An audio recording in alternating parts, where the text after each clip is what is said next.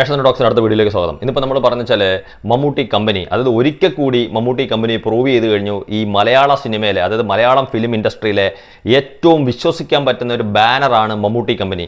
കാര്യം ഒരു കാലത്ത് നമുക്കറിയാം വളരെ പ്രശസ്തമായിട്ടുള്ള ഒരുപാട് ഫിലിം പ്രൊഡ്യൂസേഴ്സും ഒരുപാട് ബാനറുകളും ഉണ്ടായിരുന്നു. അതിൽ ഒട്ടുമിക്ക ബാനറുകളും ഇന്നില്ല. കാര്യം എന്ന് വെച്ചാൽ ഇന്ന് എനിക്ക് തോന്നുന്നു മലയാള സിനിമയിലെ മുൻനിര നായകന്മാർ തന്നെ സിനിമ നിർമ്മിച്ചു തുടങ്ങിയിട്ടുണ്ട്. അതായത് സിനിമ നിർമ്മിക്കുകയും അല്ലെങ്കിൽ വിതരണം ചെയ്യുകയും നിർമ്മിച്ച് വിതരണം ചെയ്യുകയൊക്കെ ചെയ്യുന്ന ഒരു കാലഘട്ടമാണ്. മമ്മൂക്കയുടെ മമ്മൂട്ടി കമ്പനി, ലാലേട്ടൻ്റെത് അല്ലെങ്കിൽ പോലും ആശീർവാദ്, അതുപോലെ ദുൽഖർ സൽമാൻ്റെ വേഫെയർ, പൃഥ്വിരാജ് പ്രൊഡക്ഷൻസ്, അങ്ങനെ ടോവിനോ തോമസിന്, ഫഹദ് ഫാസിലിന്, എനിക്ക് തോന്നുന്നു നിവിൻ പോളിക്ക്, ഉണ്ണി മോഹന്തന്, അങ്ങനെ എല്ലാവർക്കും മലയാള സിനിമയിലെ മുൻനിര നായകന്മാർക്ക് എല്ലാവർക്കും ഇന്ന് ഓരോ നിർമ്മാണ കമ്പനികളും അല്ലെങ്കിൽ നിർമ്മാണം കൂട്ടത്തിൽ വിതരണവും ചെയ്യുന്ന കമ്പനികൾ ഇന്നുണ്ട്. അപ്പോൾ ആ കൂട്ടത്തിൽ നമുക്ക് എപ്പോഴും വിശ്വസിക്കുന്നത് ഏതൊക്കെ കമ്പനികളുടെ സിനിമകൾ ഇന്ന് വരെ പരാജയപ്പെട്ടിട്ടുണ്ടോ, ഏതൊക്കെ നിർമ്മാണ കമ്പനികളുടെ സിനിമകൾക്ക് ഉദ്ദേശിച്ച രീതിയിലേക്ക് വലിയ വിജയത്തിലെത്താൻ സാധിച്ചിട്ടുണ്ടോ എന്ന് ചോദിച്ചു കഴിഞ്ഞാൽ ഒരുപാട് എണ്ണത്തിന് നമുക്ക് പറയേണ്ടി വരും. ആ കൂട്ടത്തിൽ ലാലേട്ടൻ്റെയും ദുൽഖർ സൽമാൻ്റെയും പൃഥ്വിരാജിൻ്റെയും ഈ പറയുന്ന ടൊവിനോ തോമസിൻ്റെയും ഫഹദ് ഫാസിലിൻ്റെയും ഉണ്ണി മോഹന്തിൻ്റെയും നിവിൻ പോളിയുടെയും ഒക്കെ ബാനറുകളുണ്ടാവും.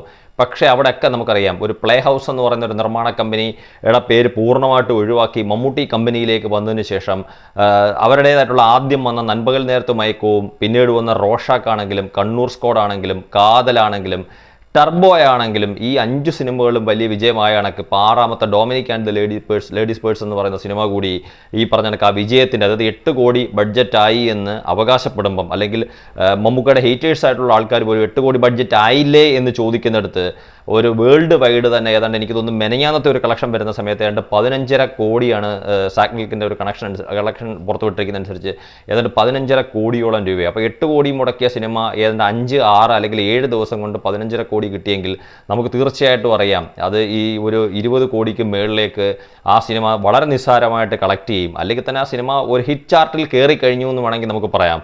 കാര്യം ആ ഒരു വിജയം ഉറപ്പിച്ചു കഴിഞ്ഞു ആ സിനിമ. ഇനി അത് സൂപ്പർ ഹിറ്റിലേക്ക് പോവുമോ ഇല്ലയോ എന്നുള്ള കാര്യത്തിനകത്ത് മാത്രമേ സംശയമുള്ളൂ. അപ്പം ഈ വർഷം ഹിറ്റ് ചാർട്ടിൽ ഏതൊക്കെ സിനിമകൾ കയറിയിട്ടുണ്ടോ അതിൽ ഒന്ന് Dominic and the ladies purse എന്ന് പറയുമ്പോഴത്തേക്ക് തന്നെ മമ്മൂട്ടി കമ്പനിയുടെ 6ാമത്തെ വിജയവും, മമ്മൂട്ടി കമ്പനി എന്ന് പറയുന്ന ബാനർ പ്രേക്ഷകർക്ക് എത്രമാത്രം വിശ്വസിച്ച് തിയേറ്ററിലേക്ക് ചെല്ലാമെന്നുള്ളതിൻ്റെ ഏറ്റവും ഉത്തമ ഉദാഹരണവുമാണ്.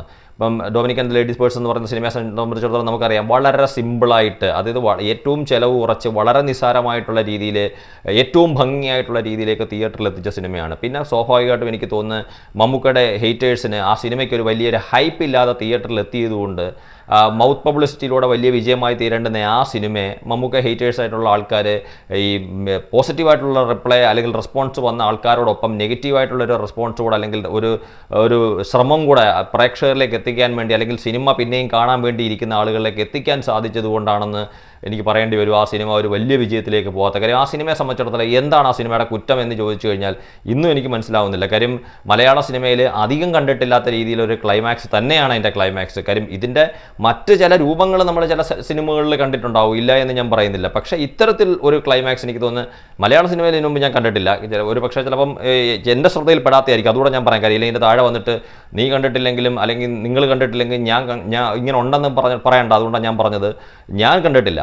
അപ്പം അത്തരത്തിലുള്ള രീതിയിൽ ഒരിക്കൽ കൂടി മമ്മൂട്ടി കമ്പനി എന്ന് പറയുന്ന ബാനർ പ്രൂവ് ചെയ്തു. ഇപ്പോൾ അവരുടെ 7ാമത്തെ സിനിമ തന്നെ റിലീസിന് വേണ്ടി കാത്തിരിക്കുകയാണ്. നമുക്കറിയാം ജിതിൻ കെ ജോസ് ഡയറക്റ്റ് ചെയ്യുന്ന ഒരു സിനിമ, അതായത് ആ സിനിമയെ സംബന്ധിച്ചിടത്തോളം പുറത്തു വരുന്ന വിവരം അനുസരിച്ചിട്ട് എനിക്ക് തോന്നുന്നു ഒരു തമിഴ് പേരോ മറ്റോ ആണ് ആ സിനിമയ്ക്ക് അതിൻ്റെ ഒരു ടൈറ്റിലായിട്ട് ഉപയോഗിക്കാൻ സാധ്യത. മമ്മൂക്കയും വിനായകനും കൂടെ അഭിനയിക്കുന്ന സിനിമ ജിതിൻ കെ ജോസിൻ്റെ. അപ്പോൾ 7ാമത്തെ സിനിമയും. കാര്യം ഇങ്ങനെ പോയി കഴിഞ്ഞ് കഴിഞ്ഞാൽ മമ്മൂട്ടി കമ്പനി അല്ലാതെ ഇത്രയേറെ വിജയങ്ങൾ നേടിയിട്ടുള്ള മറ്റൊരു കമ്പനി മലയാള സിനിമയിൽ തന്നെ ഇല്ല എന്ന് നമുക്ക് പറയേണ്ടി വരും.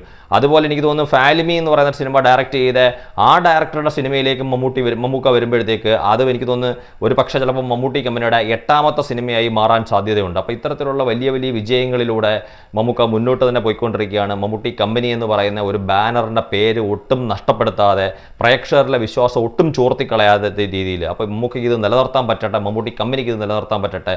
കൂടുതൽ വലിയ വിജയത്തിലേക്ക് മമ്മൂക്കയും മമ്മൂട്ടി കമ്പനിയും മുന്നോട്ട് പോട്ടെ എന്ന് നമുക്ക് ആഗ്രഹിക്കാം. Thank U.